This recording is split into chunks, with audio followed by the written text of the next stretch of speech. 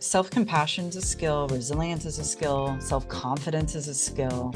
And so what if we look at some of these harder emotions like shame as a skill that our amygdala learned for safety? My amygdala learned to carry shame in order to keep me safe. That's a skill that I don't really want to use anymore.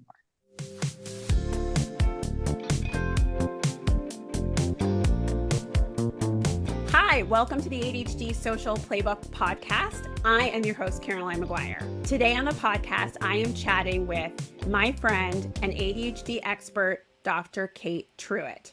She also is someone who is neurodivergent. So she is not only an expert, but she's also neurodivergent.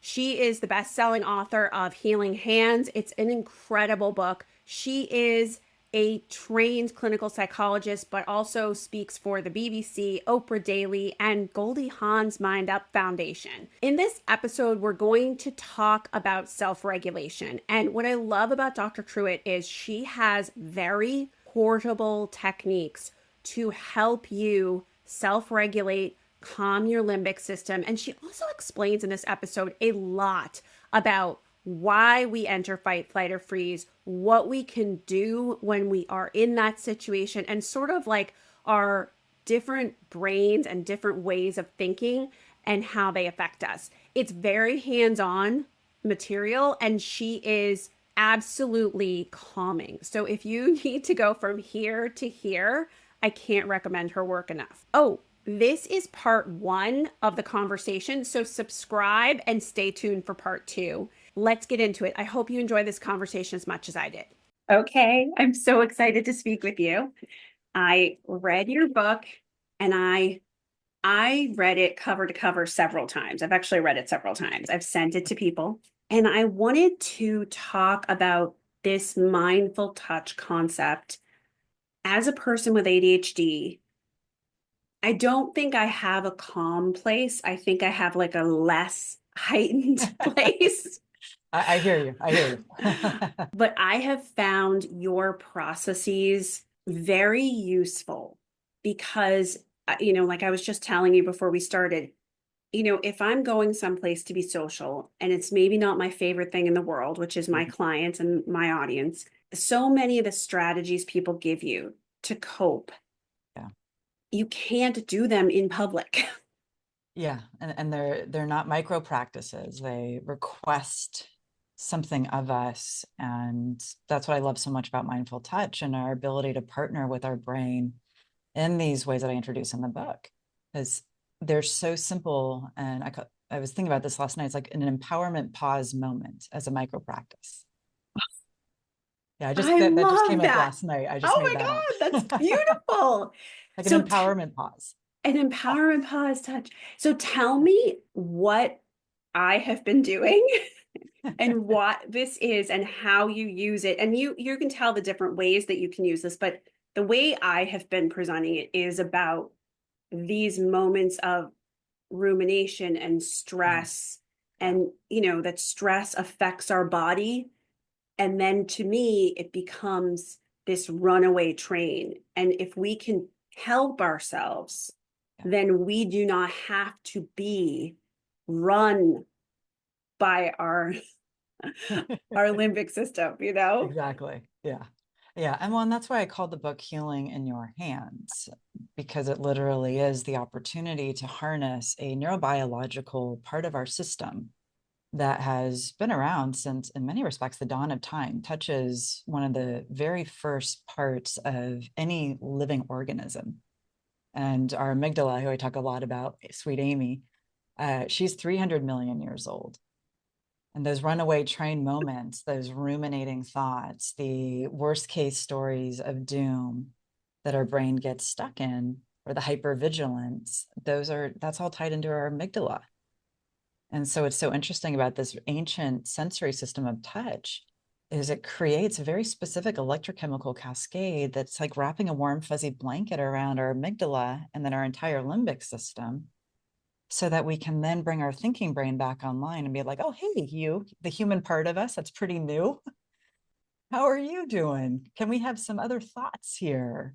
let's not be hypervigilant, or let's not tell the scary stories about what might be happening, or let's not beat ourselves up, which my brain's very good at being. Mine too.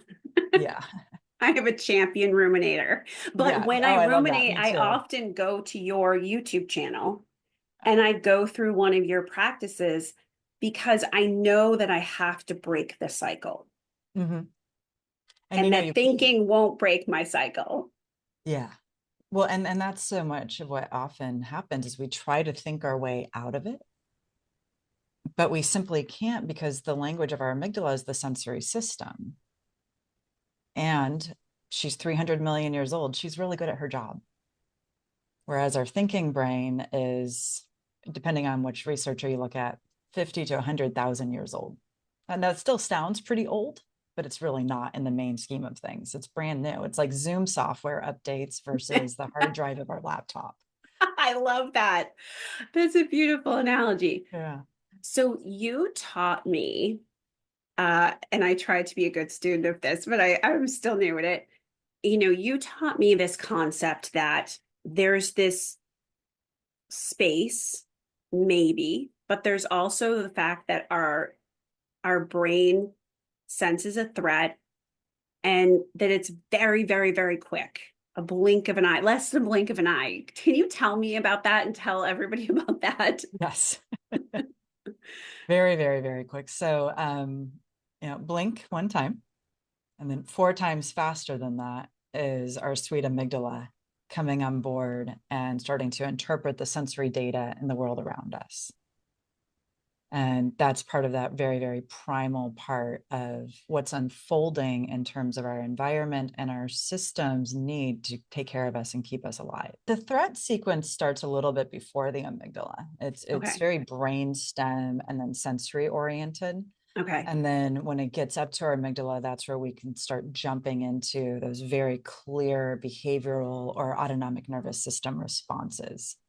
And that's a huge part of the opportunity of where we can start to help our system move in a different direction in order to prevent that cascade of the fight, flight, freeze even beginning, and give different neural pathways new jobs Okay. in a moment of data. So like a great example of this is the electrochemical experience of anxiety is very similar to the electrochemical experience of excitement. The difference is our amygdala's interpretation, as well as how our system creates a narrative around anxious versus excited.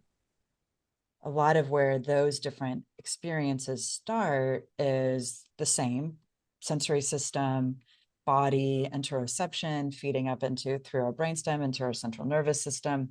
Then our thalamus starting to say, what do I know about this? Even faster than the amygdala. And then kicking that over to, is this anxiety? Now amygdala is going to have some opinions in a threatening way. Or is this excited? And now the amygdala is going to have some opinions in some positive ways. Either is an option. If it's anxiety, though, we have less prefrontal cortex engagement informing the amygdala and the thalamus and everything else. If it's anxiety, our prefrontal cortex has less engagement and involvement. It's like a volume knob going down. I like that analogy. There was a time when many of us who were neurodivergent were sort of, the whole driven to distraction, right? Like everything is just happening to us. And I Every report feel card can't sit still and every, never stops talking. right. Keeps interrupting. I just interrupted you. No, I interrupted you before too. So we're okay. But I High mean, five. but I think, I think a lot of people report constant hijack, which Mhm. isn't good for you because every time you're getting that cortisol, Yeah. it's affecting your body. And then I think that the idea of CPR for the amygdala, the idea that I can do something, Mhm. and it sounds like, you correct me if I'm wrong because you're the expert. When I get that, message from the boss, that's when I should use that space and I can Mhm. do something to connect to that thinking brain and not allow it to become this amygdala hijack. Yeah. And that even is a both and. So Okay. when that perceived threat shows up, in the book I talk about yellow flags and red flags. Okay. And when we're living in that hijack space, that becomes our brain's response to the world. Our brain starts to interpret everything as being a red flag, big, bad, scary. And so part of the process is to bring us down to say, oh, there's a yellow flag now. And what's interesting about when we're living in the red flag space, which is so painful, and I know my version of it, is the shame that happens afterwards. And our sweet little Amy, the amygdala, is a shame junkie because she uses shame, that framework, I'm bad, I've done something wrong, as a catalyst to deepen her survival network in order to try to keep us safe. It's counterintuitive. Right. And so instead, if we can look at that reaction, the red brain reaction, the trigger, the response, the threat state, the hijack, or even the shame after that from a space of curiosity, say, whoa, Amy, what's happening? Why are we feeling the shame? What is going on? That in of itself is creating space with that curiosity. Then we can go in, do the CPR for the amygdala and start retroactively creating the space so that the more often we do it, the faster it works, proactive healing. Now we can start to build in that opportunity of the yellow flags so that we don't get hijacked. Okay. So we're working backwards so that we can have the space moving forwards. Okay. That was the most brilliant thing you've ever said, because that was always my concern. My concern was that the way some people describe hijacking, it's like a fait accompli. Like you are just going to be hijacked. And whenever anything happens, you're going to go on this ride. And that's not been my personal experience, but I have also had a lot of trauma therapy. So I've done EMDR, I've done all these different things. And so I was always trying to wrestle as I read research with like, can the average person, do that, or do they have to have a ton of trauma therapy Yeah. too? And we know that therapy is a privilege. And that's exactly why I wrote Healing in Your Hands. And that's why we have the YouTube channel and the Instagram, because it's like mental health and wellness, that this is one of my guiding mantras in my life. Mental health and wellness are a human right, and therapy is a privilege. So how do we turn it around and put healing into people's hands and empower that?